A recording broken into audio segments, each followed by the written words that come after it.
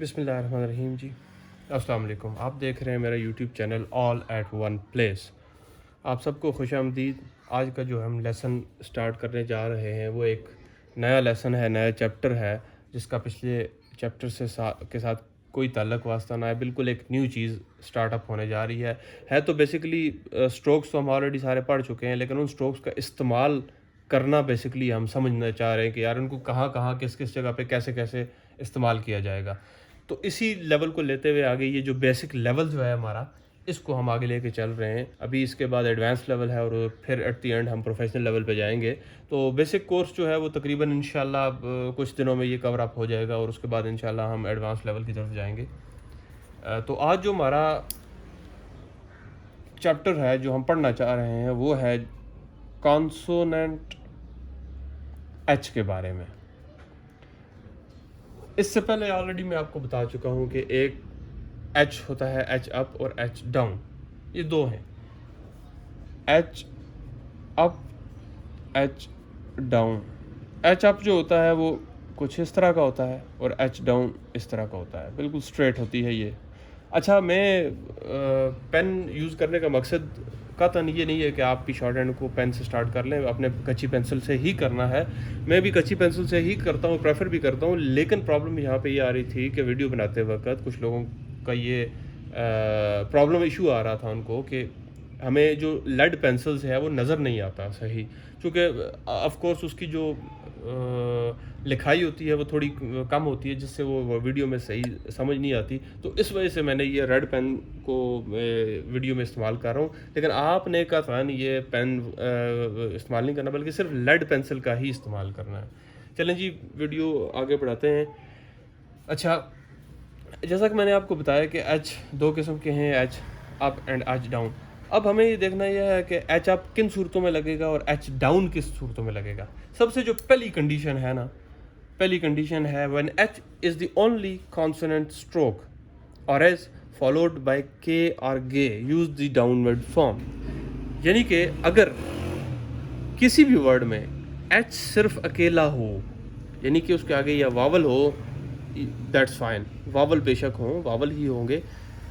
अगर स्ट्रोक अकेला है, इसके आगे कोई स्ट्रोक नहीं है, तो हम हमेशा डाउन एच डाउन जो है वो इस्तेमाल करेंगे। सिमिलरली जब एच के आगे अगर के और गे आ रहा है, के और गे का स्ट्रोक आ रहा है, तो फिर भी हम डाउनवर्ड यूज़ करेंगे। जैसे कि मैं एग्जांपल देना चाह रहा हूँ स्टार्ट में आपको। हमारे पास है ही, एच ई ही। अब इसमें एच एक स्ट्रोक है और इसके आगे एक वावल है। हम इसमें एच डाउन इस्तेमाल करेंगे। कैसे? एच डाउन और इसके साथ ई का vowel. Similarly H A Y, hey, हम एच डाउन, और similarly high, H I G H.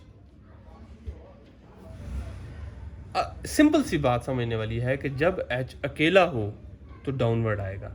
अब दूसरी कंडीशन डाउन की क्या है? वो ये है कि अगर इसके आगे के या गे का निशान आ जाता है, जैसे हमारे पास है एच ए के ई, हेक, तो हम डाउनवर्ड करके ये लगा देंगे।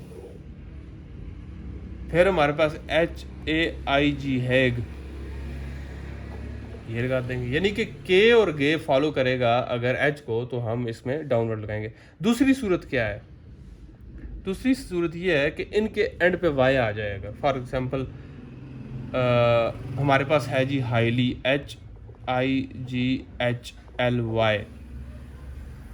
अब है तो बेसिकली ये देखें, एच आ गया एक, इसके आगे आ गया एल। अब हमने करना क्या है? एच डाउन लगा के एल ये। अच्छा, इसमें एक और चीज़ भी जो एक जिसको हम जुगाड़ भी कह सकते हैं, सिंपली एक बात आपको समझा दूं कि आपने देखना ये है कि जो स्ट्रोक एच के आगे वाला अपवर्ड की जानिब जा रहा है, तो मोस्ट प्रॉब्लली उसमें एच डाउन ही लगेगा। सिमिलरली अगर कोई ऐसा स्ट्रोक है जो आगे से नीचे की तरफ जा रहा है, जैसे आर डाउन है, तो ऑफ कोर्स फिर उसमें एच अप लगेगा। ये एक जनरल सा फार्मूला है जो हम अक्सर यूज़ करते हैं, लेकिन फ़िलहाल हम इस पे फोकस करते हैं कि आया इसको कैसे मैनेज करेंगे, उसके बाद हम देखते हैं। तो अभी जैसे मैंने आपको बताया कि इस तरह अगर आप एंड पे वाई आ जाता है, एच आ रहा है और उसके आगे एक स्ट्रोक है और एंड पे वाई है, तो फिर हम इसमें एच जो है तो डाउनवर्ड ही लगाएंगे, ठीक है। जैसे हायर, HIGHER, ये देखें हायर। अच्छा, नेक्स्ट कंडीशन, हम दूसरी कंडीशन की तरफ चलते हैं अब। Use the upward form when H is joined to other consonant.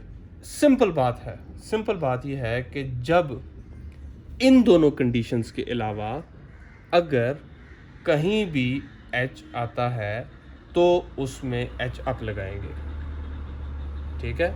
ये जो बताए हैं ना आपको, सिर्फ इसकी बात कर रहा हूँ, ये दो कंडीशंस छोड़ के, इन कंडीशंस के अलावा कहीं भी आप एच आएगा तो वो एच अप लगाएंगे। कैसे? हैप्पी है हमारे पास एक, जैसे चलिए छोड़, एक होप कर लेते हैं, सिंपल होप। हम इस ऊपर ये होप आ गया, हेड है हमारे पास, ठीक है। सिमिलरली होटल, HOTEL होटल, ये ऊपर ये।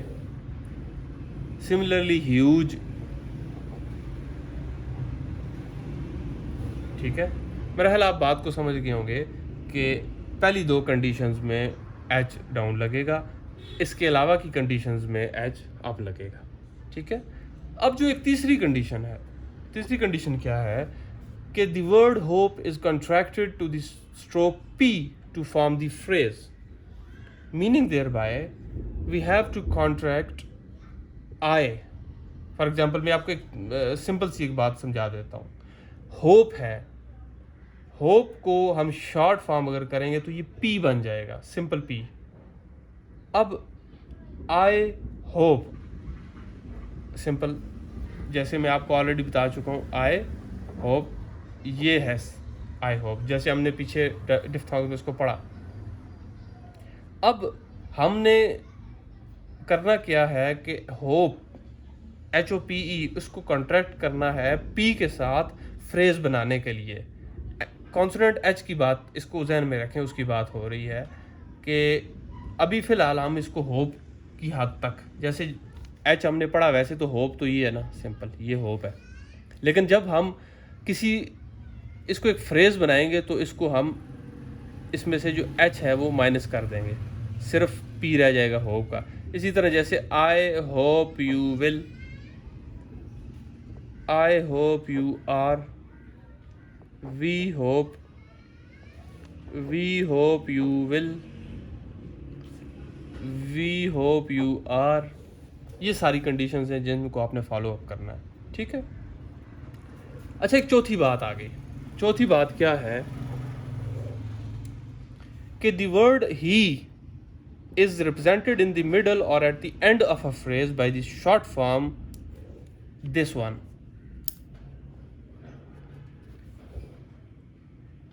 यानी कि जब भी ही, HE अगर या दरमियान में आ जाए या किसी वर्ड के एंड में आ जाए, जैसे इफ़ ही शुड ही, तो ये हमेशा दरमियान में इस तरह का आएगा, ही इस तरह का। HE जो है ना वो हम यूज़ नहीं करेंगे, HE ये, उसकी जगह ये यूज़ करेंगे। जैसे इफ़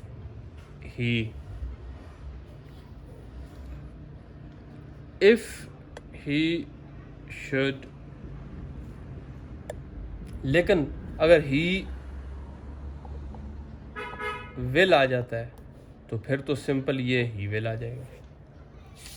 मेरा ख्याल आपको बात की समझ आ जाएगी। ये चार कंडीशंस हैं सिंपल, इन जिनको आपने फॉलो करना है।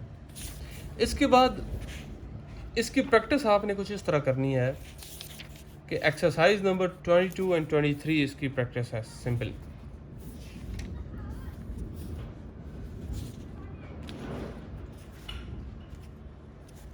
एक्सरसाइज नंबर 23 एंड 22 ये मैं आपको दिखा देता हूँ, पढ़ के भी दिखा देता हूँ ताकि आपके लिए इजी भी हो जाएगी।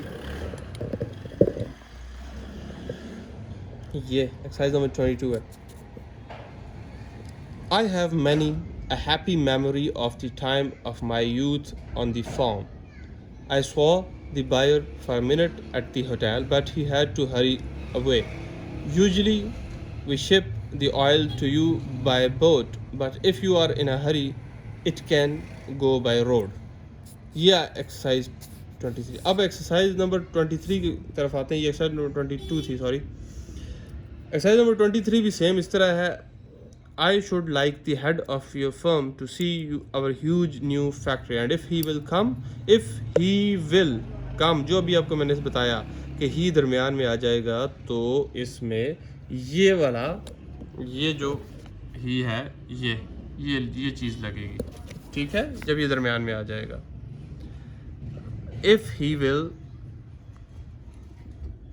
come, I will fetch him in my car.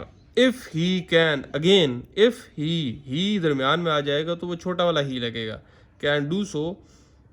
I should like him to have lunch with me at the Park Avenue Hotel. तो गाइस मेरा ख्याल आपको सारी चीज़ों की समझ आ गई होगी। 4 चीज़ें हमने सिंपल पढ़ी हैं आज।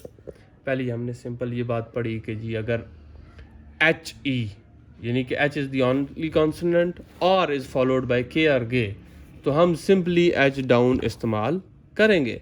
दूसरी कंडीशन हमने ये पढ़ी कि use the upward form when H is joined to other consonants. ये इस कंडीशन की बात कर रहा हूँ, इन दोनों को छोड़ के, ठीक है, कि जब हम दूसरे कॉन्सोनेंट्स के साथ H को करेंगे, H आएगा, तो हम इसको H डाउन इस्तेमाल करेंगे। तीसरा हमने पढ़ा कि जी होप को हम कॉन्ट्रैक्ट कर देंगे फ्रेज़ बनाने के लिए, जैसे I hope you will, we hope you will, we hope you will, we hope you are, ये इस तरह इसको किया जाए। फिर चौथी हमने एक चीज़ पढ़ी जिसमें ये है कि ही अगर दरमियान में आ जाता है तो वो इस शेप में आ जाएगा, ठीक है, जिस तरह ही विल, जैसे मैंने आपको बताया कि वैसे तो ही विल अगर एंड पे आ जाएगा उसको तो ही विल पूरा ही किया जाएगा, लेकिन इफ़ ही शुड यानी कि ही विल हमने एंड पे इसलिए लगाया है कि ही चूँकि पहले आ चुका है। मैंने ये पहले कहा था कि अगर दरमियान में या आखिर पे ही आएगा तो तब ये वाली फॉर्म लगेगी, अदरवाइज़ अगर पहले ही आ जाता है तो फिर ये पूरी लगेगी।